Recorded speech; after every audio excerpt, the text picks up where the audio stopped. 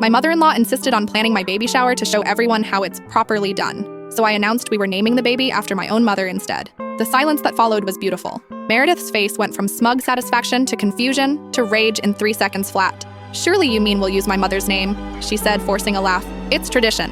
The firstborn always carries the matriarch's name." I rubbed my 7-month belly and smiled. "No, I mean my mother. Dorothy, for context, Meredith had hijacked my entire pregnancy. She'd announced it on Facebook before I could tell my own family, scheduled prenatal appointments without asking, bought a crib for her house because the baby will spend most weekends with grandma anyway. The baby shower was my breaking point. She'd invited 85 of her country club friends. None of mine made the list. The theme was future Harvard graduate, complete with crimson and gold everything. "This is unacceptable," Meredith hissed.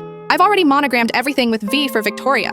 Her friends shifted uncomfortably. "Then I guess you'll need to return them," I said, opening another gift. A $400 silver rattle. My husband Ethan sat frozen between us, useless as the melting ice sculpture. Meredith stood, voice rising. "You ungrateful little... Do you know what I've invested in this shower?" "Invested?" I stood too. "This isn't a business merger. It's my child." She grabbed my wrist, nails digging in. "Everything you have is because of my son. This house..." "Actually," I interrupted, pulling free. "This house is in my name. Inheritance from my grandmother. Ethan moved into my life, not the other way around." The crowd was riveted now.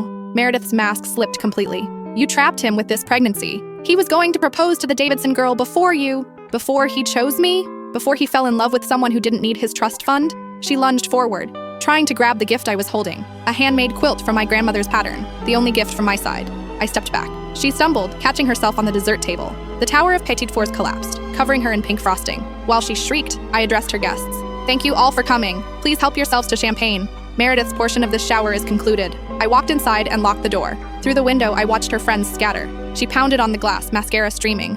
"You can't lock me out of my son's house. Watch me," I mouthed. Ethan finally found his spine and approached her. Her face crumpled. He was choosing a side. 20 minutes later, he knocked softly. "She's gone," he said when I opened the door.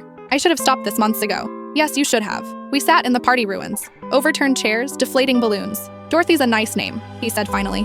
"It was my mother's. She died when I was 12, but she would have loved this baby. Would have knitted blankets, not treated her like a trophy." 3 months later, Dorothy arrived during a thunderstorm. Meredith wasn't invited to the hospital. She found out through Instagram. She tried to visit once. I opened the door holding Dorothy, who wore a onesie that said Grandma Dorothy's Angel. "That's cruel," Meredith whispered. "No," I replied. "Cruel is trying to erase my child's other grandmother. This is justice." Dorothy is 5 now. She knows she has a grandma who sends birthday cards from far away. She also knows about her guardian angel grandma who loved her before she was born. Meredith learned, you can't properly plan someone else's life.